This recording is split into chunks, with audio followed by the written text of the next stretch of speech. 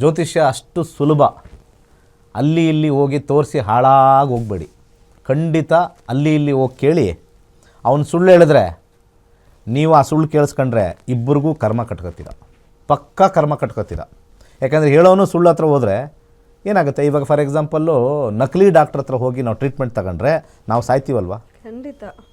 ನಕಲಿ ಡಾಕ್ಟ್ರ್ ಹತ್ರ ಹೋದರೆ ನಾವು ಟ್ರೀಟ್ಮೆಂಟ್ ತಗೊಂಡ್ರೆ ಸಾಯೋದಂತೂ ಖಚಿತ. ಹಾಗೆ ಕರ್ಮ ಕಟ್ಕೋತೀರ. ಈ ಜ್ಯೋತಿಷ್ಯ ಗೊತ್ತಿಲ್ಲದಿರೋ ಯಾರು ದಶಾಭುಕ್ತಿ ಮೇಲೆ ಹೇಳಲ್ವೋ ಅವ್ರನ್ನ ಕೇಳಬೇಕು ನೀವೆಲ್ಲ.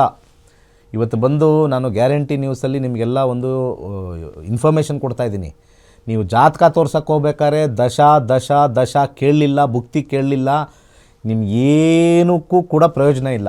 ಆ ಅಸ್ಟ್ರಾಲಜರ್ ವೇಸ್ಟ್ ಅಸ್ಟ್ರಾಲಜರ್ ಹತ್ರ ಹೋಗಿದ್ದೀರಾ. ಅರ್ಥ ಆಯ್ತಾ? ಈಗ ಭುಕ್ತಿಗೆ ಹೋಗೋಣ. ಭುಕ್ತಿಗೆ ಹೇಗೆ ನಾವು ಕಂಡುಹಿಡಿತೀವಿ ಯಾವುದೇ ರೀತಿಗೆ ಇದೆ ಅಂತ. ಭುಕ್ತಿಲೂ ಕೂಡ ರೆಡಿ ಇದೆ. ಪ್ರಾಬ್ಲಮ್ ಏನು ಅಂತಂದರೆ ಗ್ರಹಗಳು ಆಶೀರ್ವಾದ ಮಾಡಿಬಿಟ್ಟಿವೆ 23 ಆದಮೇಲೆ.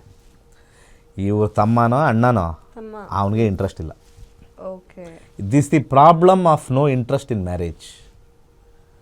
4 ಕೋಲ್ ತಗೊಂಡು ಬಿಗದ ಅಂದರೆ ಮದುವೆ ಆಗ್ತಾನೆ, ಇಲ್ಲ ಅಂದರೆ ಊಟ ಹಾಕೋದು ಬಿಡಿ, ನೀನು ಪಾಡು ನೀನು ನೀಡ್ಕೊಂಡು ಮಾಡ್ತಾರೆ. ಇವರು ಪ್ಯಾಂಪರ್ಡ್ ಪರ್ಸನ್ ಅಂತ ಹೇಳ್ತೀನಿ ನಾನು. ಪ್ಯಾಂಪರ್ಡ್ ಅಂತ ಕರಿತೀವಿ.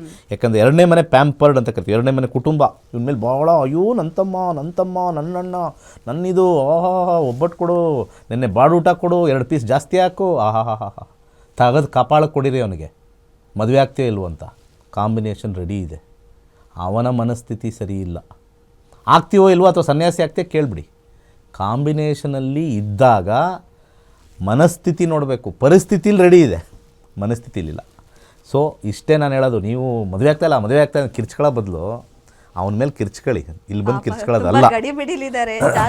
ಅಲ್ಲಲ್ಲ, ಈಗ ನಾಳೆನೇ ಮದುವೆ ಆಗಬೇಕು ಅಂದರೆ ಗಡಿ ಬಿಡಿಬೇಕು. 35 ವರ್ಷ ಆದಮೇಲೆ ಇನ್ನೇನು ಗಡಿ ಬಿಡಿ? 35 ವರ್ಷ ಆಗಿದೆ ಅಂತಾನೆ ಗಡಿ ಬಿಡಿ ಇದೆ. ಸೊ ಜಾತಕ ಚೆನ್ನಾಗಿದೆ, ನೀವೇ 4 ಜನ ತೆಗೆದು ಆಚೆ ಹಾಕಿದ್ರೆ ಅವನು ಇವಾಗ ಲೈನಲ್ಲಿ ಸಿಗಲಿ, 4 ಮಾತು ಅವ್ನಿಗೆ ಹೇಳ್ತೀನಿ. ಅವ್ನು ಆಚೆ ಹಾಕಬೇಕು. ಅವ್ನು ಆಚೆ ಹಾಕಬೇಕು. ಜೀವನ ಏನು ಅಂತ ತಿಳ್ಕೋಬೇಕು. ಅವನಾಗ ಅವ್ನು ಅಡುಗೆ ಮಾಡ್ಕೋಬೇಕು. ಯಾಕೆ ಮದುವೆ ಬೇಕು ಅಂತ ನಾನು ಸಜೆಸ್ಟ್ ಮಾಡ್ತೀನಿ. ಎಷ್ಟೋ ಜನ ಮದುವೆ ಬೇಡ ಅಂತಾರಲ್ಲ, ನಿಮಗೆ ಗೊತ್ತಿಲ್ಲ ಮದುವೆ ಯಾಕೆ ಮಾಡಿದ್ದಾರೆ ನಮ್ಮ ಹಿರಿಯರು. ಆ ಮದುವೆಯಿಂದ ನಮಗೆ ಏನೇನು ಅನುಕೂಲ ಆಗುತ್ತೆ, ಸಹಬಾಳ್ವೆ ಬರುತ್ತೆ. ಗಂಡು ಮಾಡೋ ಕೆಲಸ ಹೆಣ್ಣು ಮಾಡೋಕ್ಕೆ ಕಷ್ಟ, ಹೆಣ್ಣು ಮಾಡೋ ಕೆಲಸ ಗಂಡು ಮಾಡೋದು ಕಷ್ಟ. ಇದನ್ನು ತಿಳ್ಕೊಳ್ಳಿ. ಎಲ್ಲನೂ ಕೂಡ ಗಂಡೇ ಮಾಡೋಕ್ಕಾಗಲ್ಲ, ಎಲ್ಲ ಕೂಡ ಹೆಣ್ಣೆ ಮಾಡೋಕ್ಕಾಗಲ್ಲ. ಅದಕ್ಕೆ ಗಂಡು ಹೆಣ್ಣಿಗೆ ಬೇರೆ ಬೇರೆ ಪ್ರತ್ಯೇಕವಾಗಿರ್ತಕ್ಕಂಥ ಕೆಲಸಗಳು ಇರುತ್ತೆ.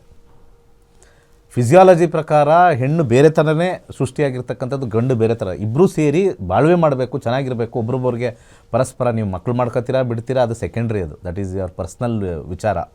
ಆದರೆ ಸಮಾಜದಲ್ಲಿ ಏನು ಬೇಕು ಅಂತಂದರೆ ಒಂದು ಪರಸ್ಪರ ಒಂದು ವಿನಿಯೋಗ ಅಂತಾರೆ. ಮೈಂಡ್ ಮತ್ತು ಮನಸ್ಸು ವಿನಿಯೋಗ ಪ್ಲಸ್ ವರ್ಕ್ಗೆ ಬರ್ತಕ್ಕಂಥದ್ದು. ಈಗ 2ನೇ ಮನೆ ಶನಿನೂ ತೋರಿಸ್ತಾ ಇದೆ ವೆರಿ ಗುಡ್ ಅಂತ.